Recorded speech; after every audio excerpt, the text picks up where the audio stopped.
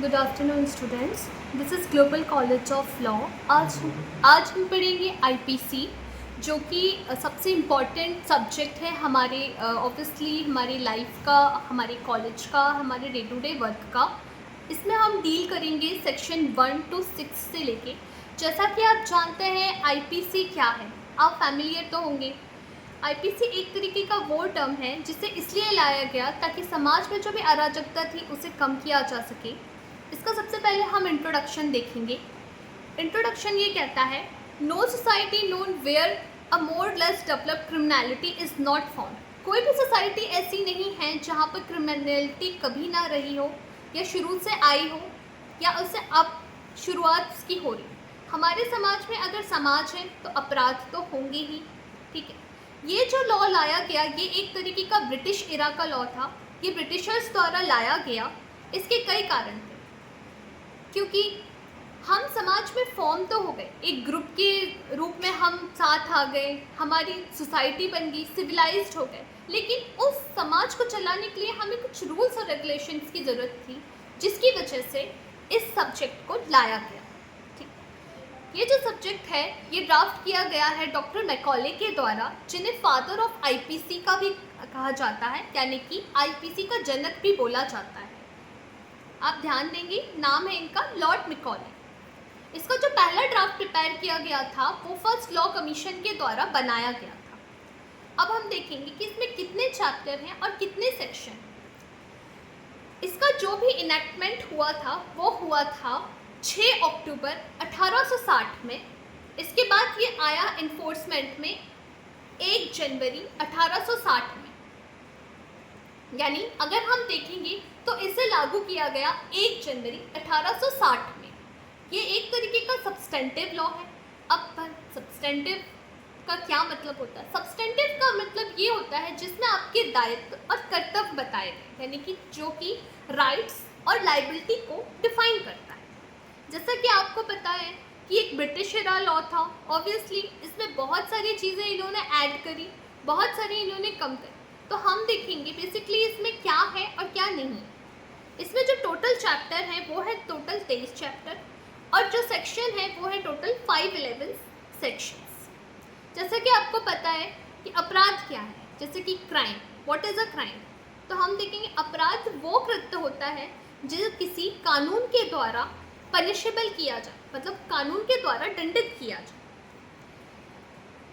Definition of crime is an act punishable by law as forbidden by statute or injurious to public welfare is a crime.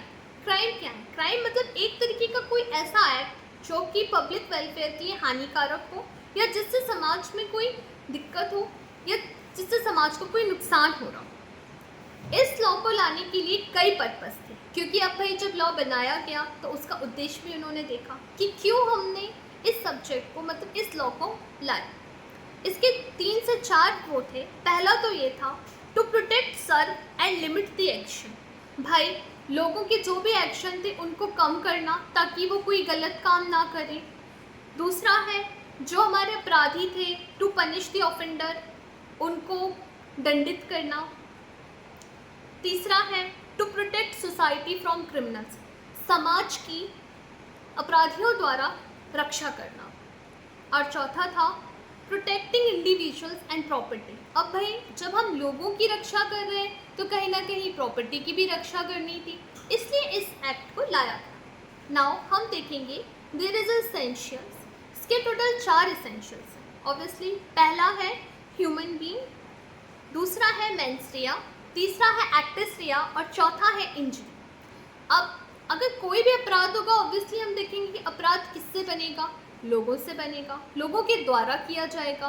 तो पहला इसका जो ingredient आएगा वो आएगा human being. अब जब हम बात करते हैं ह्यूमन बीइंग, यानी कि एक जो भी अपराध है वो किसी इंसान के द्वारा या इंसानों के ग्रुप द्वारा किया जाना चाहिए। अब इंसान का यहाँ क्या मतलब है? आईपीसी के सेक्शन 11 में ह्यूमन बीइंग की डेफिनेशन दी गई है, जिसका मतलब होता है कोई भी लिविंग पर्सन या कोई भी भले वो इनकॉर्पोरेटेड हो या ना हो, या कोई आर्टिफिशियल पर्सन। अब लिविंग पर्सन तो हमको पता है जो जीता जागता इंसान है, जो बोल सकता है, सुन सकता है, चल सकता है। आर्टिफिशियल पर्सन का यहाँ पे मतलब है जैसे कि कोई कंपनी या कोई एसोसिएशन या बॉडी ऑफ कंपनी, इसको भी हमने ह्यूमन बीइंग में इंक्लूड किया गया है। दूसरा आता है मेंस रिया। मेंस रिया मतलब होता है कोई भी अपराध करने के पहले मस्तिष्कों का मिलन, यानी कि हमारा जो माइंड है, हमारा जो मन है वो गिल्टी होना चाहिए। मतलब अगर बाई चांस हम कोई अपराध कर दे तो ऑब्वियसली हमारा माइंड, जब हम कुछ गलत सोचेंगे तभी तो हम उस अपराध को करेंगे। तो यहाँ पर मीटिंग ऑफ माइंड्स का होना बहुत ज़रूरी है। आपका जो इंटेंशन है, बेसिकली यहाँ पे हम बात कर रहे हैं इंटेंशन की, यानी कि आशय। जब हम कोई भी अपराध करते हैं तो वो आशय पर टिका होता है, इसलिए आपका इंटेंशन गिल्टी माइंड होना चाहिए। तीसरा आता है, अब जैसे हमने यहाँ पे आपका इंटेंशन तो है बट आपको उस कार्य को करना है, तो तीसरा पॉइंट आएगा एक्टिस रिया। एक्टिस रिया मतलब किसी गलत कार्य को करना, मतलब हम उस अपराध को कर रहे हैं। और चौथा है इंजरी। अब हमने अपराध तो कर दिया, ठीक है, पर उससे क्या हुआ, इंजरी। इसमें आपको इंजरी होना ज़रूरी है किसी भी तरीके की। आईपीसी के सेक्शन 44 में डिफाइन किया गया है इंजरी, जो कि 4 टाइप की होती है। फिजिकल इंजरी यानी कि हम किसी को मारना, मेंटल इंजरी किसी को मानसिक रूप से प्रताड़ित करना, रेपुटेशन किसी की हम किसी की रेपुटेशन, किसी को बुरा बोल रहे हैं, किसी की इज्जत पे बात कर रहे हैं या उसकी रेपुटेशन पे बात आ रही है। और चौथा है प्रॉपर्टी। यहाँ पे प्रॉपर्टी का मतलब है मतलब किसी के मकान, जायदाद या फिर किसी के घर को क्षति पहुँचाना किसी भी तरीके से, XYZ, ठीक है। नाउ हम शुरू करते हैं अब हमारा आईपीसी सेक्शन। सेक्शन 1 कहता है, it applies whole of India including state of Jammu and Kashmir after the amendment in 2009। अभी तक जो आईपीसी था पहले वो सिर्फ इंडिया पे लागू होता था, लेकिन जम्मू कश्मीर में जो अमेंडमेंट हुआ 2019 में, उसके बाद से वो जम्मू कश्मीर पे भी एप्लीकेबल। सेक्शन 2 यहाँ बात करता है punishment of offence committed with in India. इसका मतलब है इंट्रा टेरिटोरियल जुरिडिक्शन से भी हम इसको जान सकते हैं। अगर कोई पर्सन, यहाँ पे हम बात करते हैं एवरी पर्सन, मतलब हर इंसान, कोई इंडिया के भीतर अगर किसी भी तरीके का कोई अपराध करता है तो वो आईपीसी के द्वारा दंडित किया जाएगा। यहाँ पर अगर हम समझेंगे एवरी पर्सन का मतलब होता है भले वो इंडिया का नागरिक हो यानी कि सिटीज़न हो या नॉन सिटीज़न हो या वो नागरिक नहीं हो, अगर वो इंडिया के टेरिटरी में यानी कि उसकी अधिकार क्षेत्र में रहते हुए किसी भी तरीके का कोई भी अपराध करता है तो वो आईपीसी के द्वारा दंडित किया जाएगा, ठीक। इसमें कुछ एक्सेप्शंस हैं, जैसे कि मान लीजिए जैसे कि डिप्लोमेट्स पे ये लागू नहीं होगा, प्रेसिडेंट और जो गवर्नर है वो भी इस पे लागू नहीं होंगे, उनको छूट दी गई। कोई वॉरशिप हो गया, कोई आर्मी वो हो गया, एक्सेट्रा एक्सेट्रा। देन हम आते हैं सेक्शन 3। ये कहता है पनिशमेंट और offence committed beyond but which law में बी ट्राइड इन इंडिया। अब हमने पहले भी पढ़ा intra territorial jurisdiction, obviously. Third वाला बात करता है कि अगर हम इंडिया से बाहर कोई अपराध करते हैं पर वो अपराध अगर इंडिया में ऑफेंसिबल यानी कि वो दंडित किया जाता है आईपीसी के द्वारा, तो भी आपको उसकी सज़ा मिलेगी भले आप इंडिया के बाहर जाके वो अपराध करें।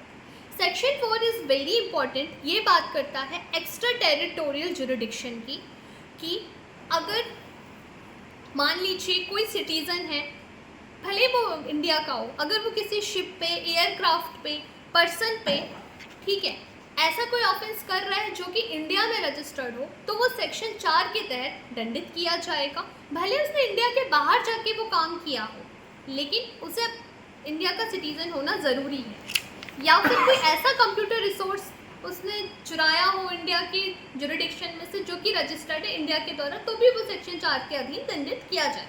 और 5 आता है certain laws not to be affected by this act. यहाँ पे हम कुछ ऐसे कानून की बात कर रहे हैं जिस पे ये एक्ट अप्लाई नहीं होता है। पहला है स्पेशल लॉ और दूसरा है लोकल लॉ। अगर मान लीजिए विधि में कोई ऐसा मान लीजिए कोई ऐसा अपराध है जो स्पेशल लॉ के द्वारा ही मतलब गवर्न किया जाता है या उनके द्वारा दंडित किया जाता है, तो वहाँ पे आईपीसी अप्लाई नहीं होगी। सेम चीज़ अगर हम लोकल लॉ में देखेंगे तो लोकल लॉ प्रिवेल होगा आईपीसी के ऊपर।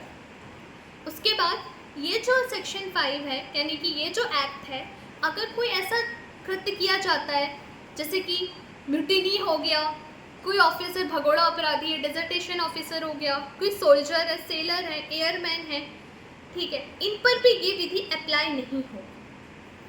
सेक्शन 6 आता है हम यहाँ पे बात करते हैं definition in the code to be understand subject to exception. यहाँ पे ये बोला गया है कि अगर कोई भी जो डेफिनेशन है, कोई भी पीनल प्रोविजन है या कोई भी इलस्ट्रेशन है यानी कि उदाहरण है, उसे एक्सेप्शन के तहत समझा जाएगा। सो फ्रेंड्स, ये था हमारा लास्ट कोड। Thank you.